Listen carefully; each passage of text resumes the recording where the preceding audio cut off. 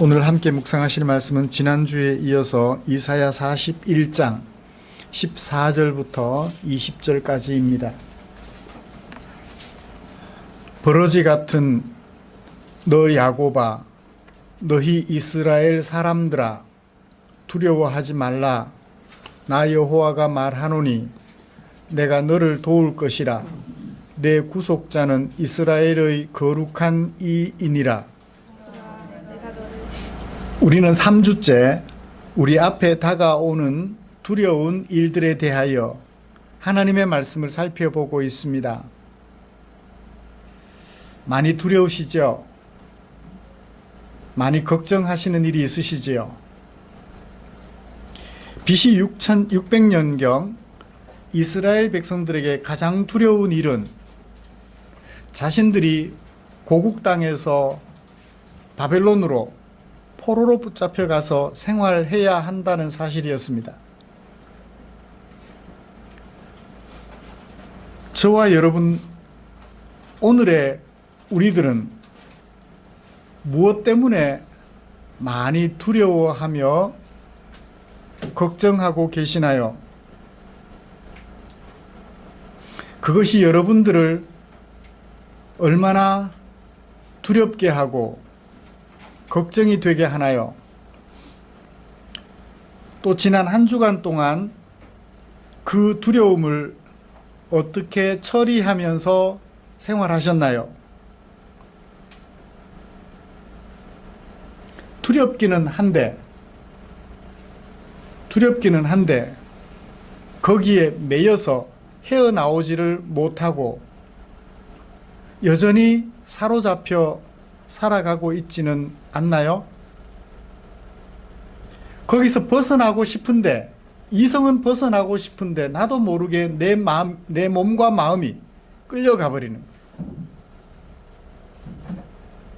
두려운데 그 두려움을 가까이 하며 지내지는 않으셨나요? 두려움을 극복하고 바른 자리에 서는 것 결코 쉽지는 않을 것입니다. 그것이 여러분들을 붙잡고 늘어져서 거기서 벗어나기가 쉽지 않음을 저도 경험하고 있기에 잘 알고 있습니다. 이렇게 두려움과 대적하며 어렵게 살아가는 우리를 위하여 하나님께서는 귀하고 귀한 성경 말씀을 우리에게 남겨주셨어요.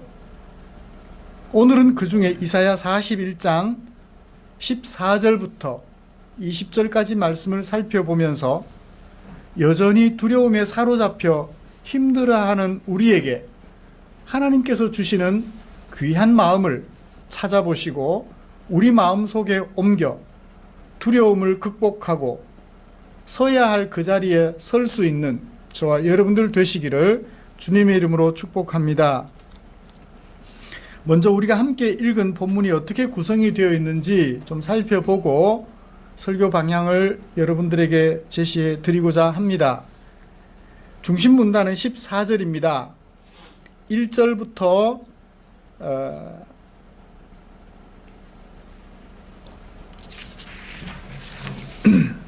1절부터 14절까지 말씀의 어떤 면에서는 결론이라고 할 수 있을 것입니다. 두려워하지 마라. 내가 너를 돕겠다. 혹시 볼펜 있으시면 밑줄을 그어 주십시오. 두려워하지 마라. 도울 것이라. 그 밑에 밑줄을 좀 그어 주시면 좋겠습니다. 두려워하지 마라. 도와주시겠다. 이것은 여호와의 말씀이다. 라고 이사야 선지자가 말을 했는데 이 말을 듣고 나면 우리 마음속에 궁금증이 생기게 돼요. 어떤 궁금증이 생기죠? 도와주겠다. 그렇게 말씀을 하셨어요. 그 말씀을 들은 우리 마음속에 어떤 궁금증이 생길까요? 그러면 하나님 도와주시겠다고 하셨는데 어떻게 도와주실래요? 그죠? 어떻게 도와주실 거예요? 도와주신다고는 말씀은 하시는데 상상이 되지 않습니다. 이 상황에서 그런 의구심이 생기겠죠. 하나님께서는 그런 의구심이 생길 줄 아시고 15절부터 20절까지 말씀에서 어떻게 도우실지 자세하게 우리에게 소개해 주고 있습니다. 두 번에 걸쳐서 말씀해 주십니다. 제가 볼펜을 가지고 있으면 밑줄을 그으라 그랬잖아요. 한 번 더 밑줄을 그어 주십시오. 15절에 내가 밑줄을 그어 주십시오. 내가, 그리고 밑줄 그어 주십시오. 삼으리니. 내가 삼으리니. 그 다음에 또 밑줄 그어 주십시오. 네가 밑줄 그어 주시고요. 쳐서 밑줄 만들 것이며 밑줄 만들 것이라. 까부른 즉 즐거워하겠고 자랑하리라. 밑줄 그어 주셨나요? 하나님께서 너를 어떻게 해주시겠다고 말씀하셨죠. 그리고 나면 너는 이렇게 될 거다라고 말씀하셨죠. 그렇죠? 네, 어떻게 도우실 것인지, 그래서 결과가 어떠할 것인지를 첫 번째로 말씀해 주셨어요. 그 다음에 17절 나 여호와가 밑줄을 그어 주십시오. 밑줄을 그어 주십시오. 응답하겠고 버리지 아니할 것이라.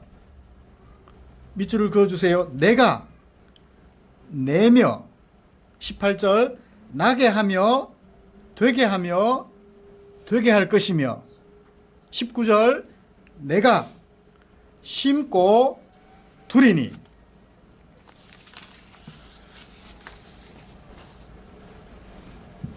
다시 밑줄 20절에 무리가 보고 알며 헤아리며 깨달으리라. 밑줄을 그어주세요. 그러니까 뒤에도 내가 어떻게 도와줄게, 그러면 너는 어떻게 될 거야, 무리가 어떻게 될 거야 라고 얘기를 하고 있죠. 자, 앞에도 내가 이렇게 도와줄게, 네가 이렇게 될 거야. 뒤에도 내가 이렇게 도와줄게, 네가 무리가, 너를 포함하는 무리가, 사람들이 이렇게 될 거야 라고 얘기를 해주시는 거예요. 같은 비슷한 뉘앙스를 가진 문장을 두 번 말씀해 주셨죠. 두 번 말씀해 주셔서 하나님께서 그들을 어떻게 도우실 것인지, 그리고 그 결과가 어떻게 될 것인지를 분명하게 보여주셔요. 이제 본문이 어떻게 구성이 되어졌는지 짐작이 되시나요? 내가 너를 도와주겠다. 어떻게 도울 거냐? 이렇게 돕고 네가 이렇게 될 거야. 이렇게 도울 테니 네가 이렇게 될 거야 라고 말씀해 주셔서 우리 두려워하는 우리들에게 두려움을 극복하고 하나님의 백성으로서 여전히 살아가도록 자극해 주시는 하나님의 말씀으로 우리가 이해할 수 있을 것 같습니다.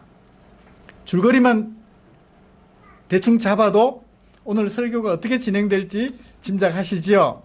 예. 이제 이런 말씀을 가지고 차례대로 하나님의 말씀을 전해드리겠습니다. 도와주실 하나님, 도움받을 사람들의 관계를 먼저 좀 살펴보죠. 도움받을 사람들을 하나님께서 뭐라고 말씀하시나요? 버러지 같은 너 야곱아. 버러지 같다. 버러지는 표준말인가요? 제가 알기는 사투리 같은데요. 벌레가 표준말이죠. 벌레 같은 너 야곱아. 이스라엘 백성들을 뭐라고 불러요? 벌레 같다고 말입니다. 벌레라고는 말하지 않았어요. 벌레 같다고 말했죠. 하나님께서 진짜 이스라엘 백성들에게 들려주고 싶은 말씀은 뭐예요? 사람처럼 뛰어다녀야 되는데 벌레처럼 기어가고 있다는 거예요.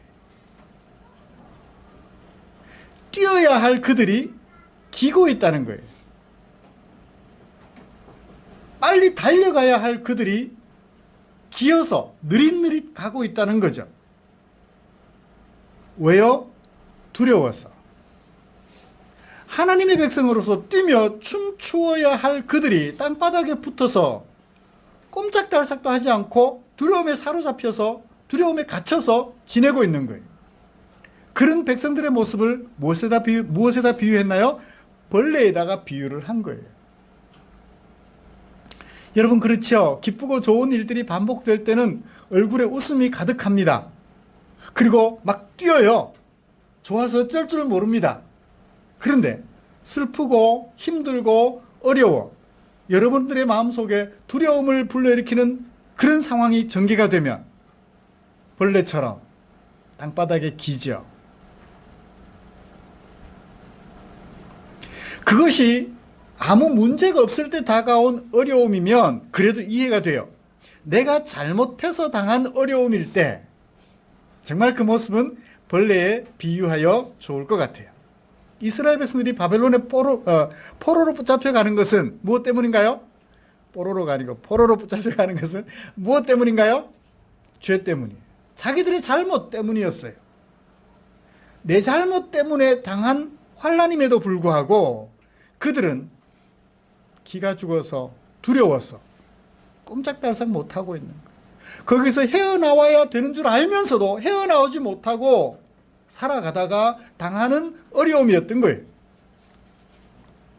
그런 그들에게 하나님께서 찾아오셔서 두려워 말라 내가 너를 돕겠다 하십니다. 도우시는 하나님의 모습을 무엇으로 어떻게 소개하고 있나요? 어떻게 도와주시길래 어떤 분이 도와주시길래 두려워하지 않을 수 있나요? 너의 구속자는 이스라엘의 거룩하신 이니라. 너의 구속자는 너의 구속자라는 말이 조금 살펴볼 필요가 있는 말이에요.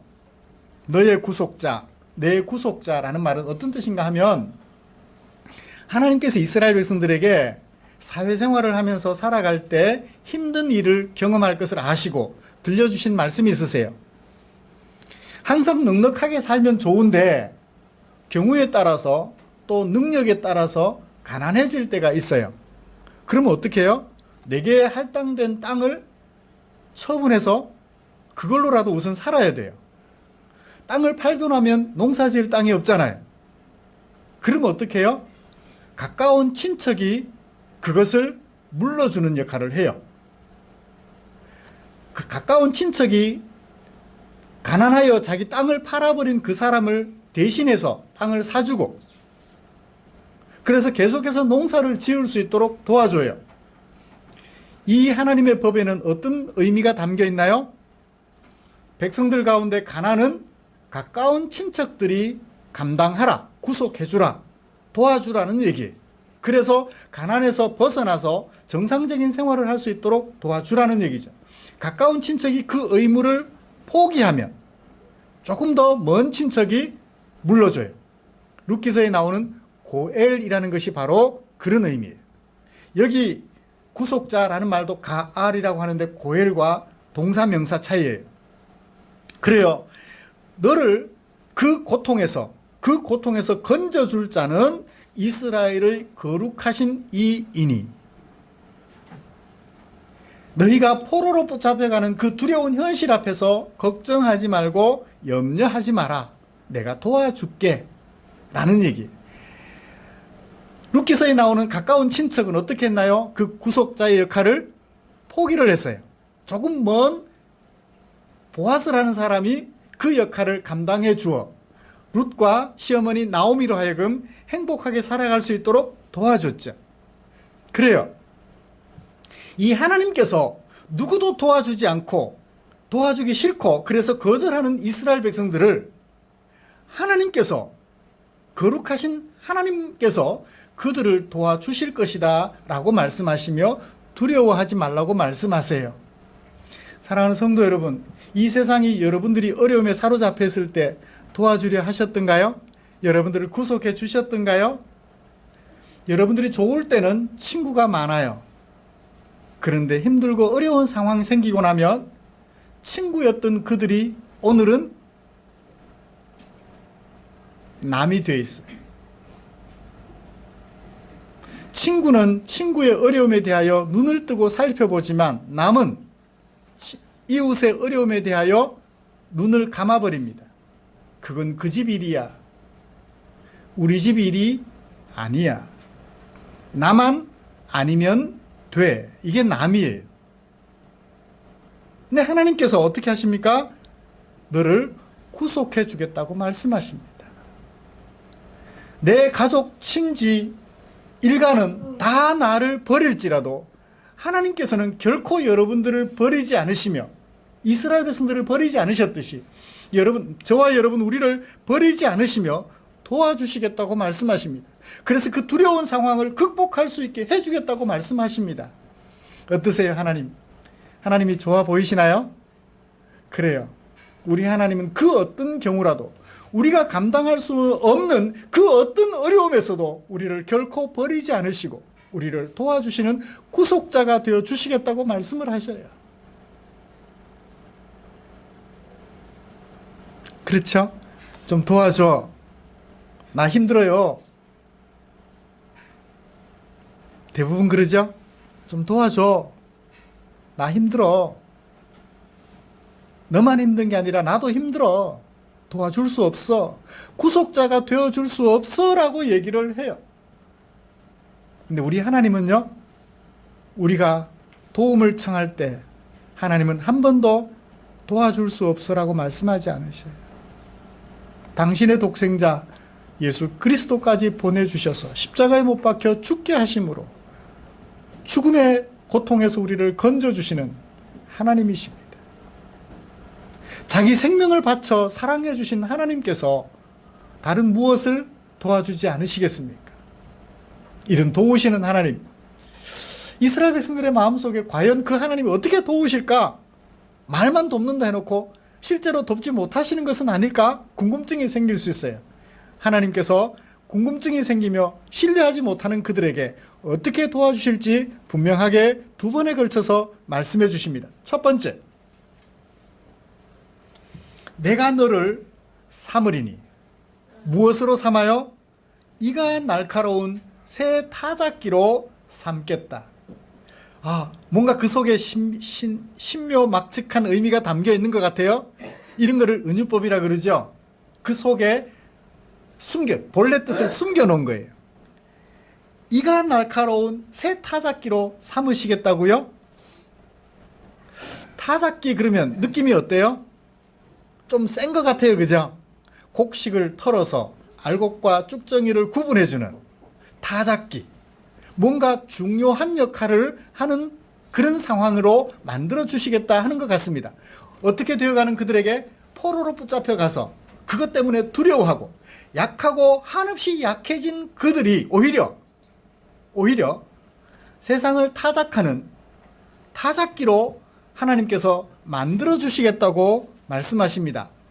입장의 역전을 생각해 볼 수 있습니다. 지금 이스라엘 백성들을 타작하는 이는 누군가요? 바벨론이에요. 지금 이스라엘 백성들을 타작할 이는 바벨론이지만 이제는 역전이 되어 이스라엘 백성들을 타작기로 삼겠다고 말씀하셔요. 어제의 두려움에 사로잡힌 군인이 오늘은 용기 백배하는 군인이 되게 해주시겠다고 말씀하시는 것과 같다고 여겨집니다. 그 속에 담겨져 있는 의미가 과연 그럴까요? 봅시다. 하나님이 그렇게 도와주시면 그래서 타작당했던 그들이 타작하는 타작기가 되고 나면 그들은 어떻게 하게 되나요? 네가 산들을 쳐서 부스러기를 만든대요. 여기도 마찬가지 숨겨진 의미가 있는 것 같아요. 산들은 뭘까요? 높아서 교만하여 타작기로 역할을 했던 그들을 어떻게 해요? 부스러기로 만들어버린다. 어제는 너를 괴롭게 하고 두렵게 했지만 오늘 하나님께서 너를 타작기로 만들어 그 높은 산들을 부숴버리는 역할을 하게 하겠다라고 말씀하십니다. 그러면 그렇게 도와주시면 너는 또 어떻게 돼요? 작은 산들은 큰 산들을 부스러기 같이 만들어버린다면 작은 산들이야 오죽하겠습니까? 겨같이 만들어버리는 거죠. 네가 그들을 까부른즉, 까부르다. 뭐가 생각나나요? 까부르다. 키가 생각나요, 그죠? 이게 막 까불러요. 그럼 어떻게 하나요? 쭉정이는 다 끝내보내고 알곡만 가두는. 네가 그들을 까부른즉 바람이 그들을 날려버리겠고 회오리 바람이 그들을 흩어버릴 것이로되 그래서 너는 즐거워하겠고 자랑하게 되리라. 누구로 말미암아? 도와주시는 하나님 때문에 자랑하게 될 거다라고 말씀을 해 주셔요. 하나님께서 타작기를 인하여 타작당했던 그들을 거꾸로 타작기가 되어 이 세상을 징벌하고 다스리는 존재가 되게 해 주시겠다. 그렇게 도와주시겠다고 말씀하셔요. 몇 년 후에? 70년 후에.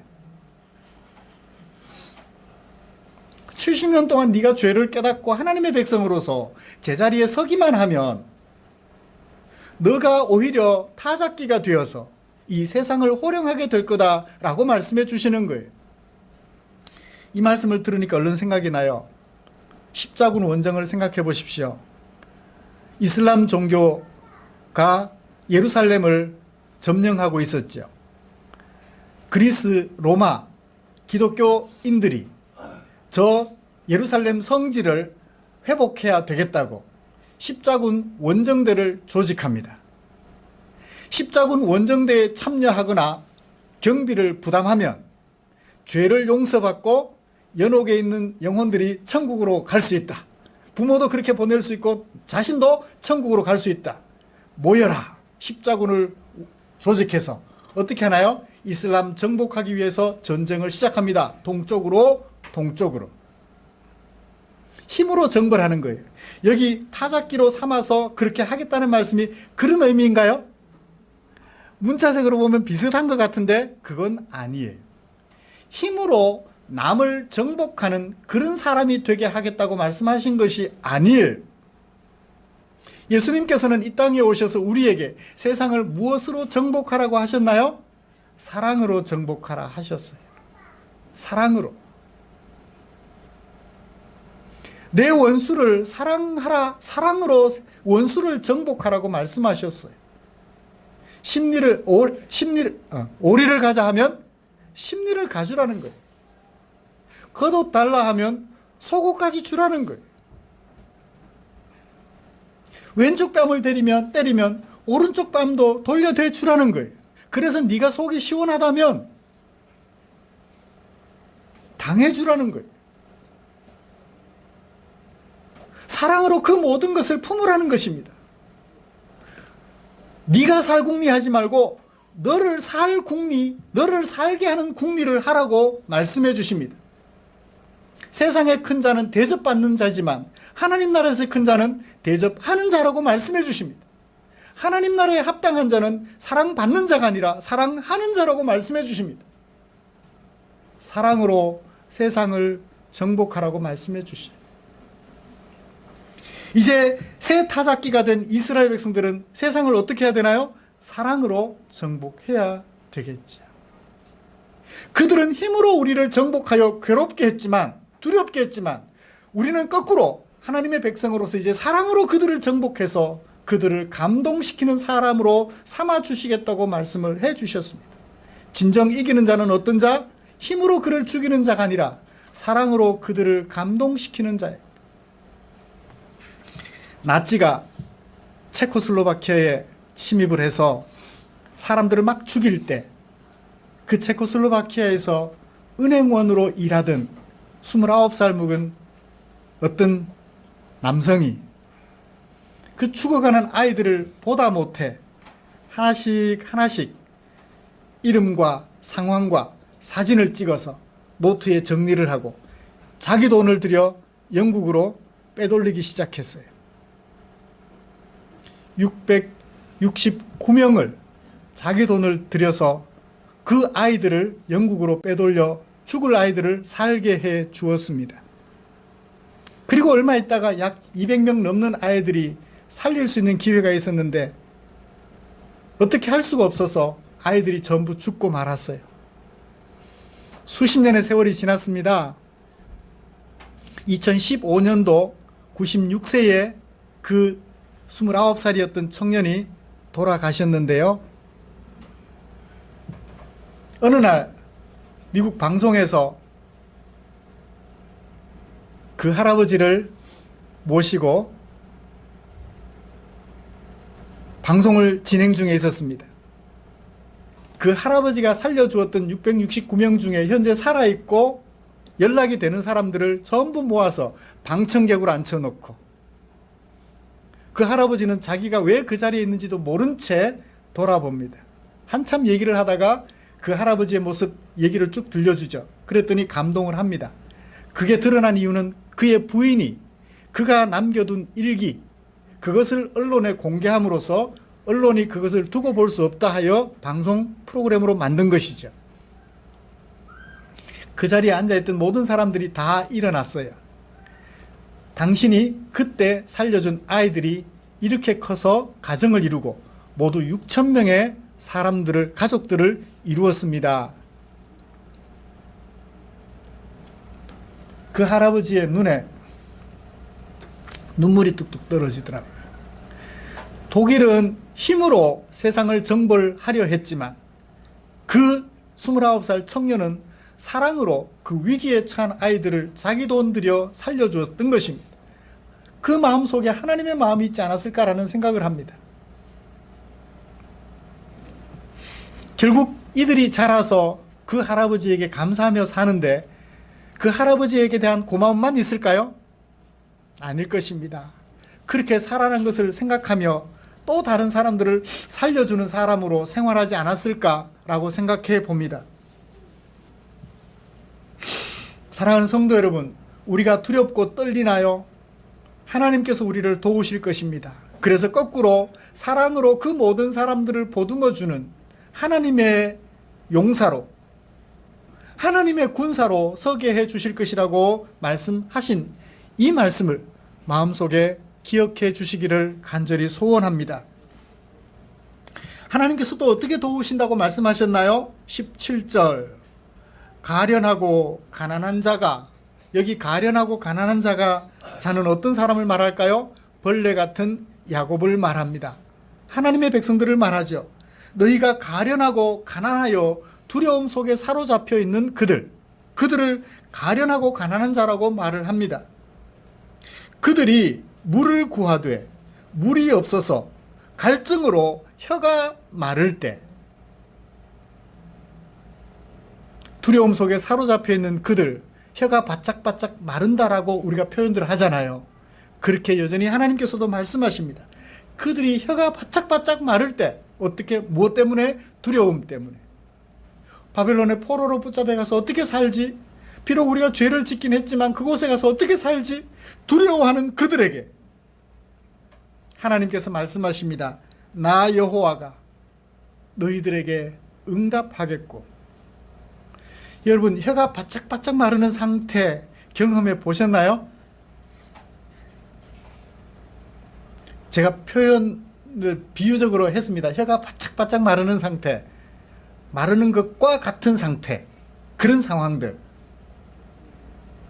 이것으로 끝나는 것은 아닌가? 우리 석 집사님 사고로 인하여, 그죠? 결혼 전 사고로 인하여 이것으로 끝나는 것은 아닌가?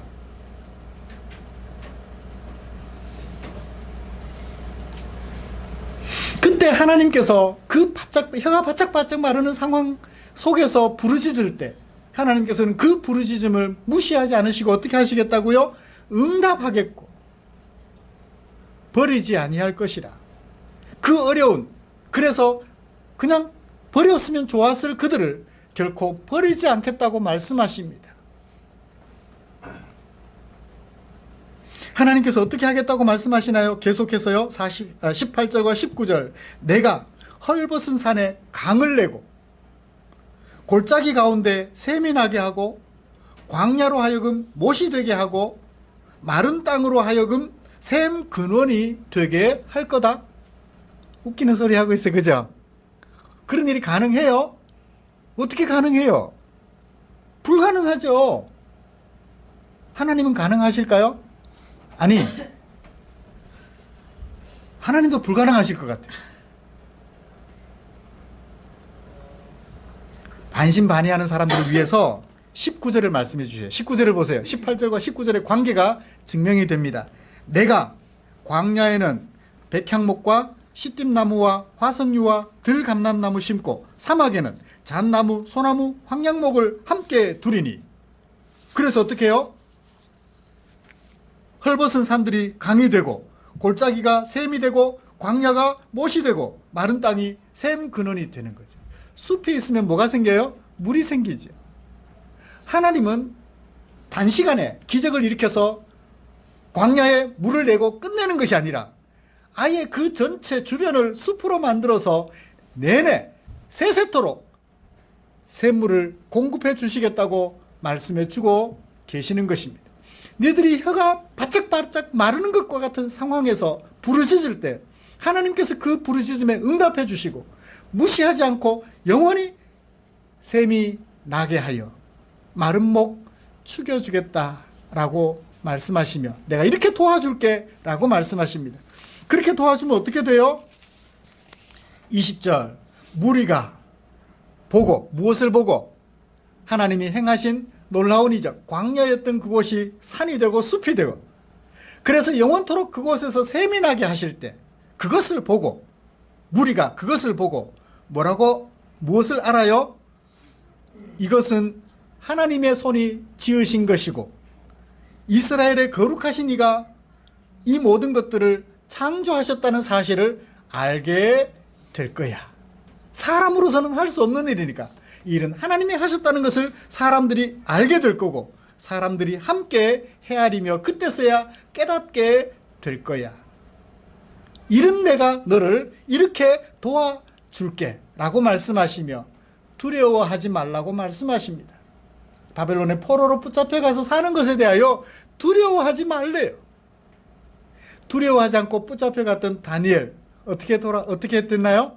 그곳에서 하나님의 백성으로 신실하게 살아가며 포로로 두려움에 붙잡혀 가서 살아가는 그들을 도와주는 훌륭한 일꾼으로 설 수 있었던 것을 우리는 기억합니다. 두려움을 극복하고 두려움에 살아가는 그들을 도와주는 사람으로 설 수 있었던 다니엘 같은 사람들을 생각해 볼 수 있지요. 사랑하는 성도 여러분, 말씀을 마치겠습니다. 두려움 속에 사로잡혀 계시나요? 이런 하나님을 바라보십시오.